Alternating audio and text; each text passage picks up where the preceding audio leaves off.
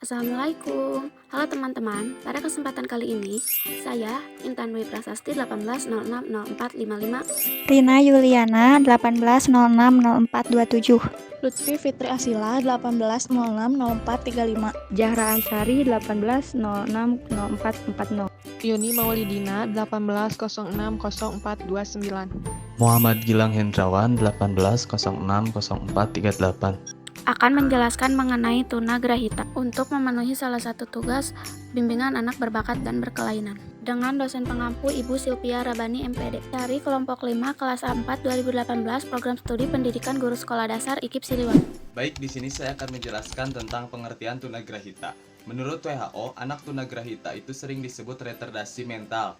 Retardasi mental yaitu adalah suatu keadaan perkembangan mental yang terhenti atau tidak lengkap yang ditandai terutama oleh adanya ketidakmampuan keterampilan selama masa perkembangan, sehingga berpengaruh pada semua tingkat intelijensia seperti kemampuan kognitif, bahasa, motorik, dan sosial. Selanjutnya ada pengertian tunagrahita menurut para ahli. Yang pertama itu pengertian tunagrahita menurut American Association of Mental Deficiency atau AAMD mendefinisikan bahwa tunagrahita itu adalah sebagai kelainan yang meliputi fungsi intelektual umum di bawah rata-rata, yaitu IQ di bawah 84 ke bawah berdasarkan tes dan muncul sebelum usia 16 tahun. Kemudian menurut Endang Rohyadi dan Jainal Alimin menyebutkan bahwa tunagrahita itu adalah erat kaitannya dengan masalah perkembangan kemampuan kecerdasan yang rendah dan merupakan sebuah kondisi.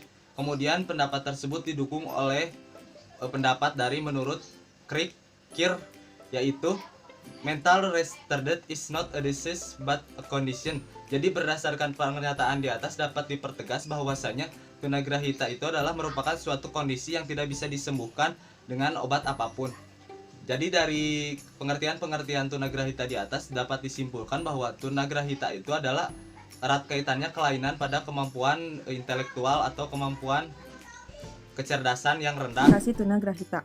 Sesuai dengan pengertiannya, tunagrahita merupakan seseorang yang memiliki tingkat kecerdasan di bawah rata-rata.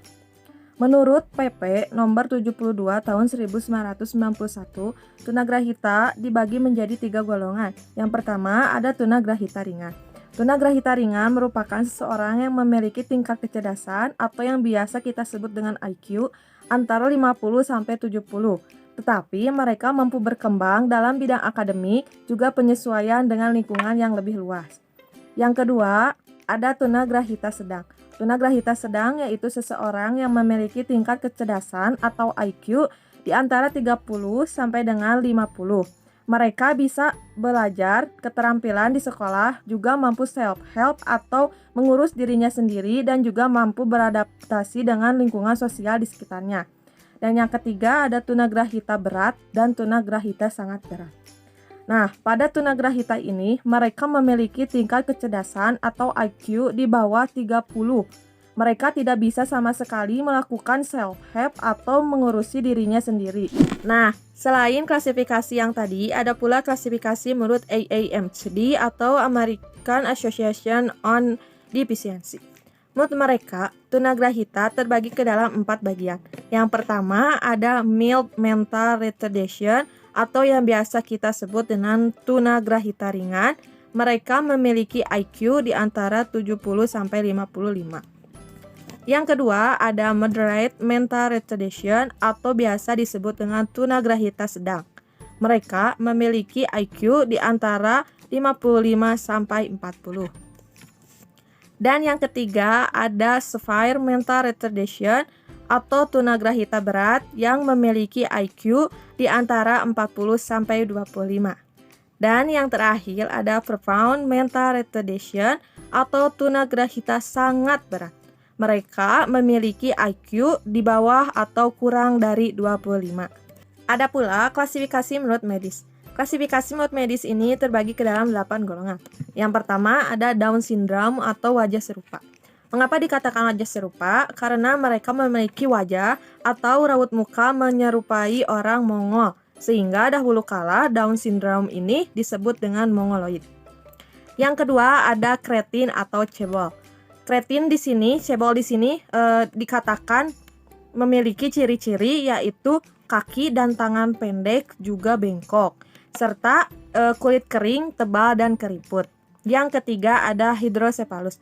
Hidrosepalus ini biasa kita lihat mereka memiliki ukuran kepala yang besar dikarenakan adanya cairan yang menumpuk pada kepala mereka yang disebut dengan cairan cerebrospinal. Lalu ada mikrosepalus ini memiliki ciri-ciri bentuk kepala atau ukuran kepala lebih kecil daripada orang normal.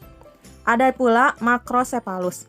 Nah, makrosepalus ini kebalikan dari mikrosepalus karena makrosepalus ini memiliki ukuran kepala besar tetapi berbeda dengan hidrosepalus yang diakibatkan cairan.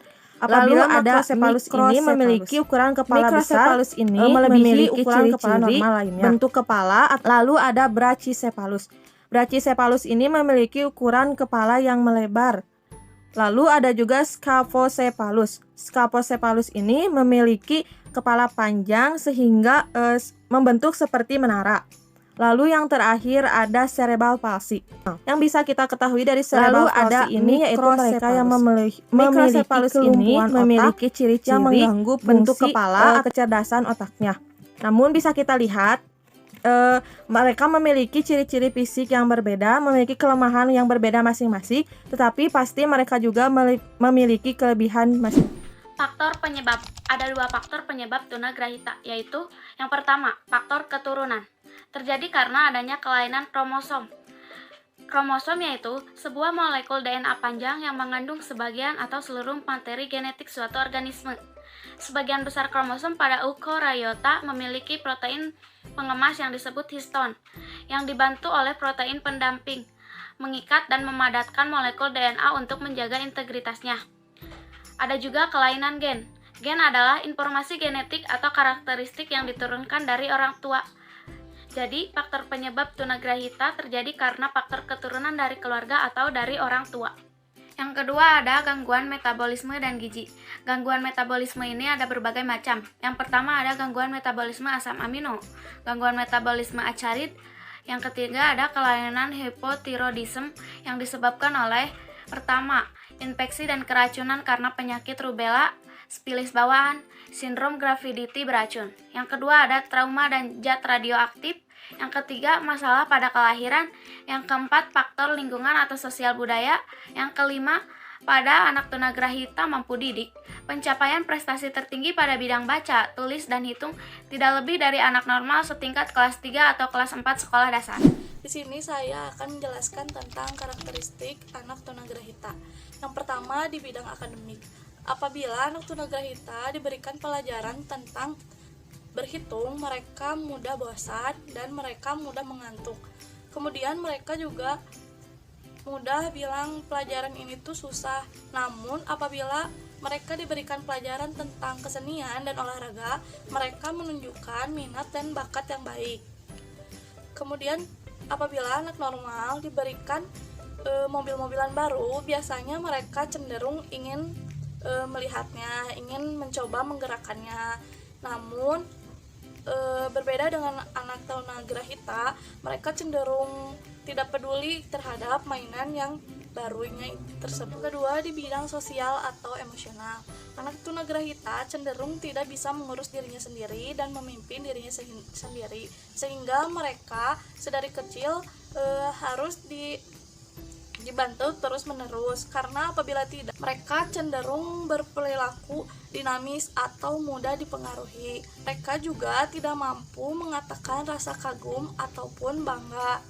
Namun dibalik semua itu, mereka mempunyai rasa empati yang sangat tinggi apabila mereka mendapatkan layanan atau lingkungan yang baik fisik atau kesehatan. Mereka baru dapat berjalan pada saat usianya lebih tua dari anak-anak normal biasanya. Mereka juga bersifat kaku sehingga anak tunagrahita banyak diantaranya yang cacat bicara. Kemudian pendengaran dan penglihatan banyak yang kurang sempurna. Kelainan ini bukan dari organ tetapi pada pengolahan otak. Mereka dapat mendengar apa yang mereka dengar tetapi tidak memahaminya. Kemudian mereka dapat melihat tetapi mereka tidak paham apa yang ia lihat. Kemudian anak tunagrahita cenderung tidak memiliki cara hidup yang sehat. Masalah yang dihadapi anak tunagrahita meliputi konteks kehidupan dan pendidikan. Yang pertama ada kesulitan dalam kehidupan sehari-hari. Anak tunagrahita seringkali mengalami kesulitan dalam melakukan aktivitas sehari-harinya. Misalnya seperti makan, menggosok gigi, memakai baju, memasang sepatu, dan banyak hal lain yang mereka masih kesulitan dalam melakukannya. Yang kedua adalah kesulitan dalam belajar. Anak tunagrahita tentu mengalami kesulitan dalam belajar, terutama dalam bidang pengajaran akademik. Seperti pada sekolah biasanya, misalnya seperti pembelajaran matematika, IPA, IPS, dan masih banyak lagi. Yang ketiga ada kesulitan dalam hal penyesuaian diri.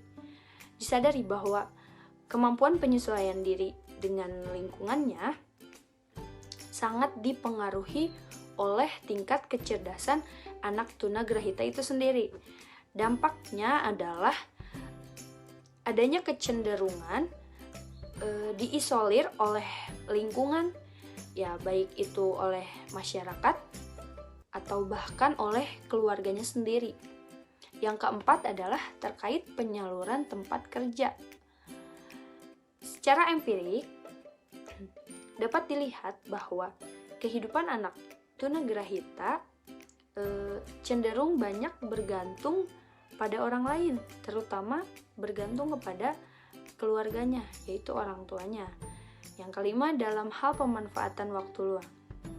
Wajar biasanya bagi anak tunagrahita dalam tingkah lakunya seringkali menampilkan perilaku yang cenderung nakal. Mereka berpotensi untuk mengganggu ketenangan orang lain. Perkembangan anak tunagrahita. Yang pertama, ada perkembangan fisik.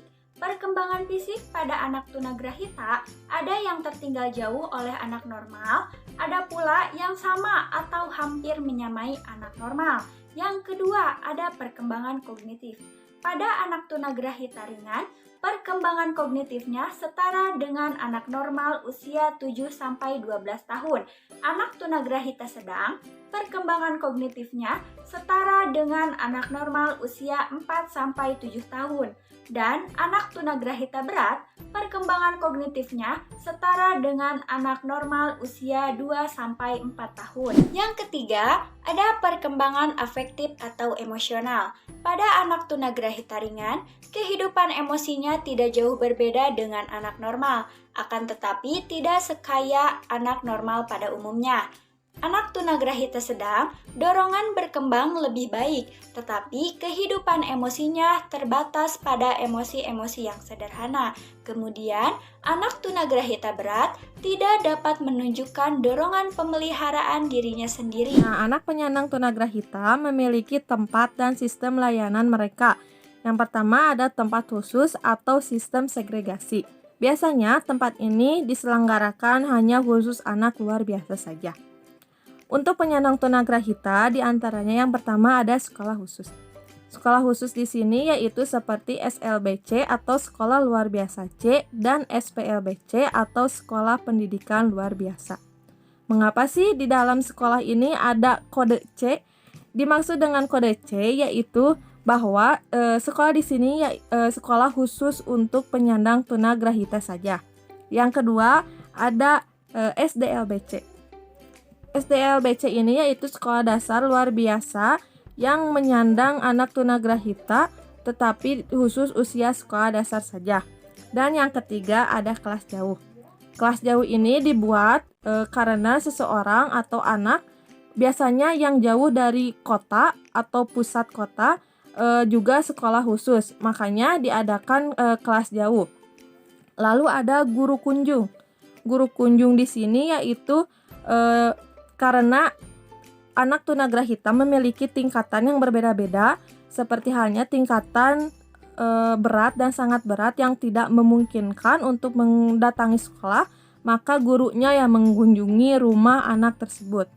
Lalu ada lembaga perawatan atau institusi khusus. Biasanya lembaga perawatan ini atau institusi khusus ini berisi anak-anak penyandang tunagrahita berat dan sangat berat. Mereka dirawat di sana dan juga diberi pendidikan. Kedua, ada di sekolah umum dengan sistem integrasi atau terpadu. Sistem integrasi memberikan kesempatan kepada anak tunagrahita belajar, bermain, atau bekerja sama dengan anak normal. Pelaksanaan sistem terpadu bervariasi sesuai dengan taraf ketunagrahitaan.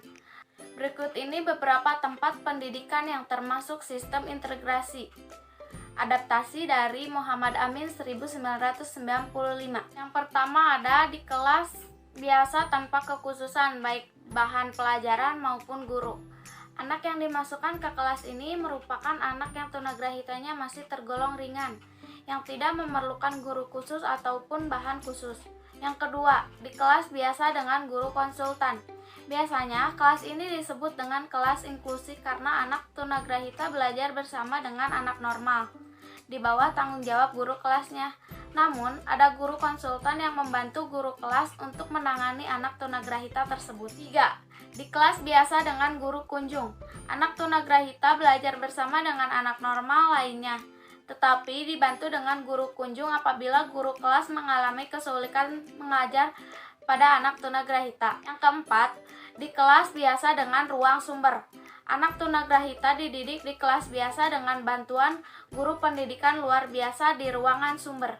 Yang kelima, di kelas khusus sebagian waktu. Kelas ini menampung anak tunagrahita ringan atau sedang. Apabila menyulitkan, mereka belajar di kelas khusus dengan bimbingan guru pendidikan luar biasa. Yang keenam, kelas khusus. Kelas ini berada di sekolah biasa yang berupa ruangan khusus untuk anak tunagrahita. Sekian dan terima kasih telah menonton video ini, semoga bermanfaat.